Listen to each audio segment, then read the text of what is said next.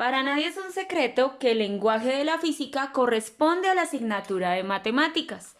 Por tanto, si nosotros queremos estudiar todo lo que corresponde a las magnitudes físicas vectoriales y así poderlo aplicar a muchas ramas de la física, es necesario recordar y hacer una leve retroalimentación de temas de geometría y una pequeña introducción a la trigonometría. Veamos las características de los triángulos rectángulos. Existen tres de vital importancia.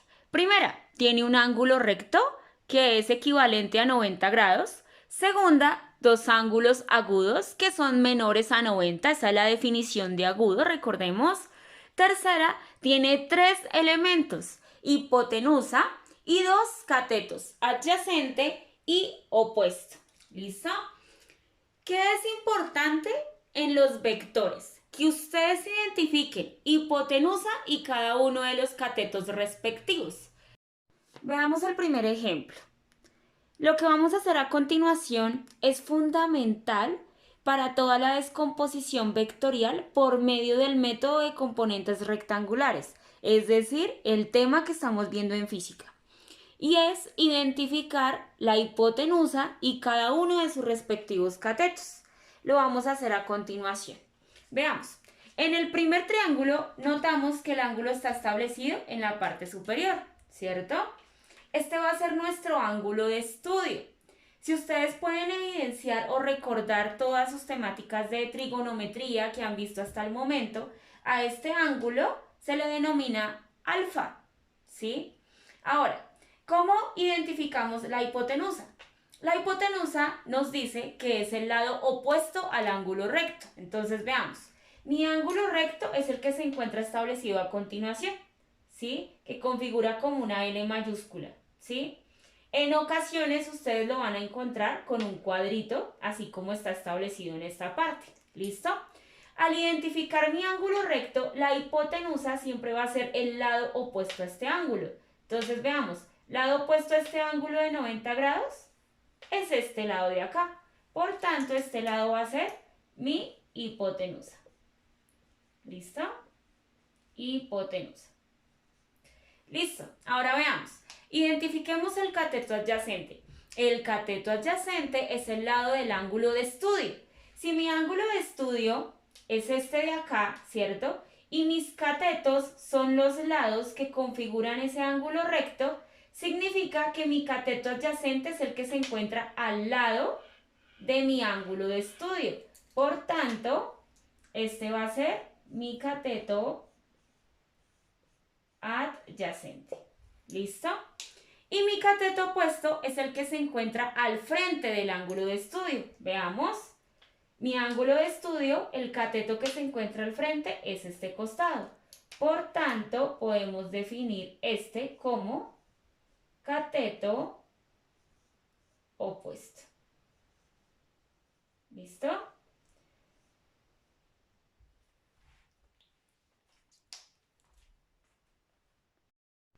Veamos en el segundo caso.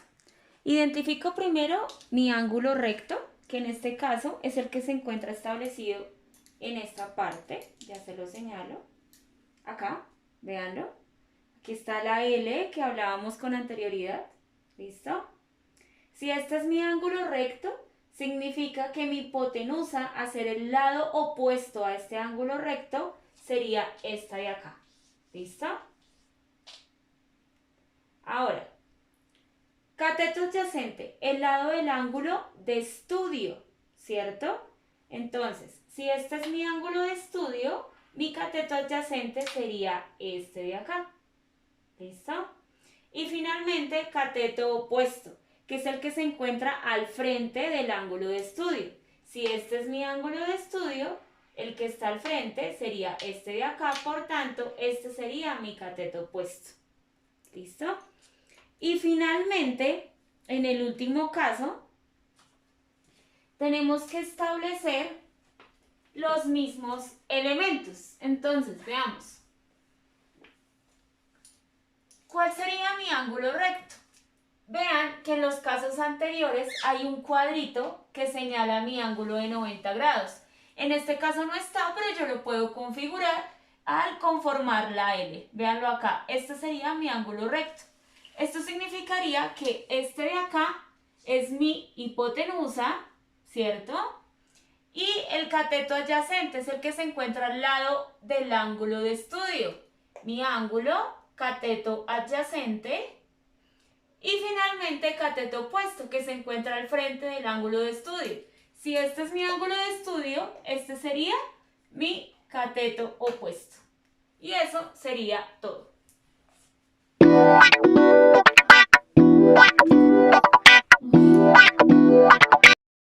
Ahora vamos a hablar del concepto de razones trigonométricas, las cuales me permite expresar los lados de un triángulo rectángulo. ¿Qué lados? Hipotenusa, cateto adyacente, cateto opuesto, en términos de funciones trigonométricas. Bueno, chicos, ustedes pensarán, ¿cómo así funciones trigonométricas? Les comento. Ustedes en el curso de 9º grado vieron diversas funciones, lineal, afín, cuadrática, ¿sí? En este caso, en física, en análisis de vectores, vamos a utilizar 3 funciones asociadas a la trigonometría. Entonces, iniciemos con la primera. Sen de teta, ¿listo? La cual ustedes pueden observar que está en la primera anotación. ¿Cuál es la forma correcta de leerlo?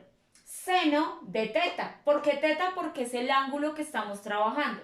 Ahora, cos teta, que en este caso sería coseno, tan teta, que en este caso sería tangente.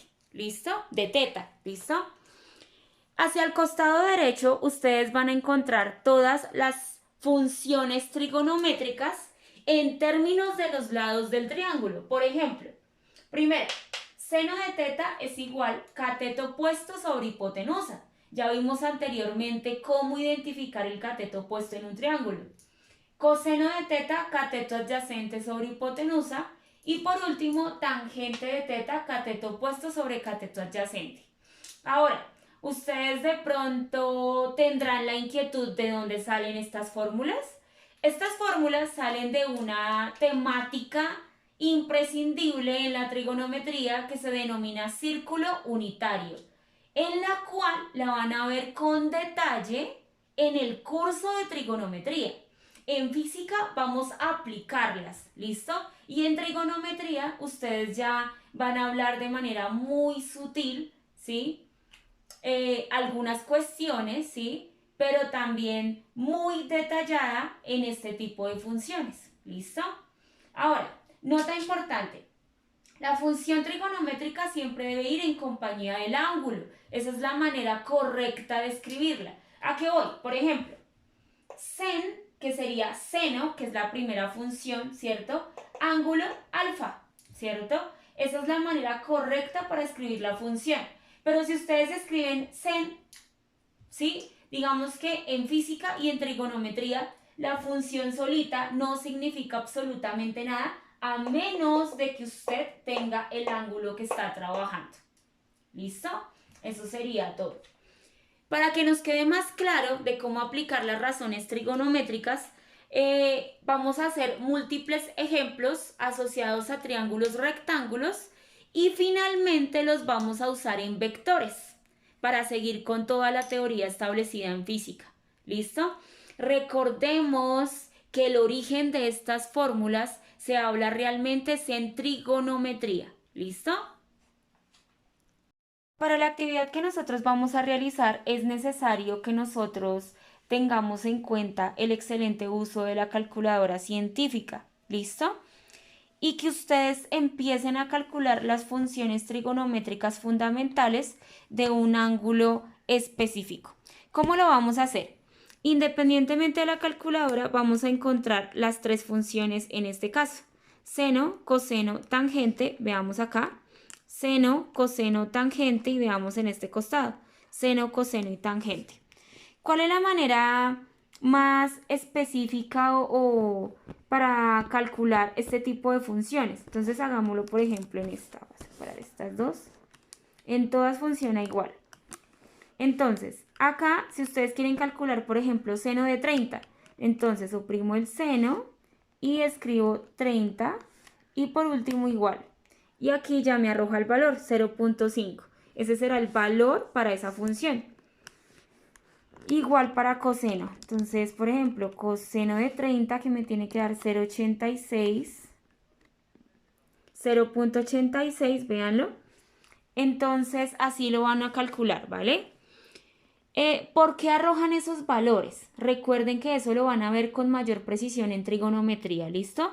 El objetivo de física es que apliquemos toda la matemática a las teorías de conocimiento científico, ¿listo?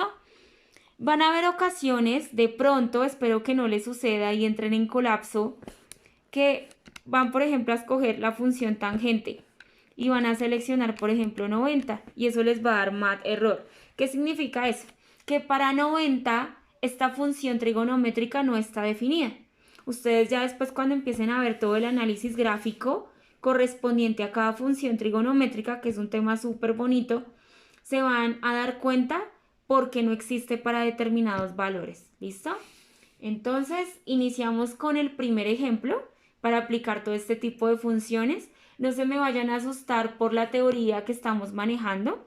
Es simple, siempre y cuando ustedes tengan excelente disposición y una buena comprensión lectora. ¿Listo? Voy a hacer el primer ejemplo paso a paso para que se den cuenta del proceso algorítmico. ¿Listo? Damos inicio pues.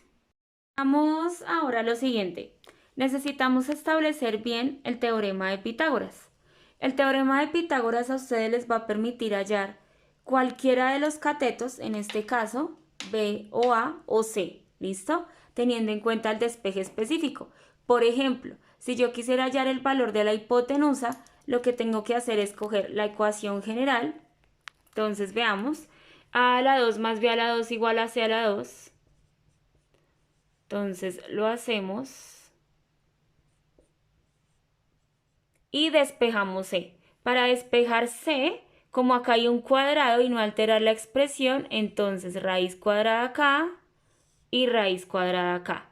Entonces, raíz con el cuadrado se me va, es decir, que si yo quiero hallar la hipotenusa de cualquier término, me quedaría A al cuadrado más B cuadrado igual a C. Y esta sería la expresión final, si yo quiero hallar la hipotenusa.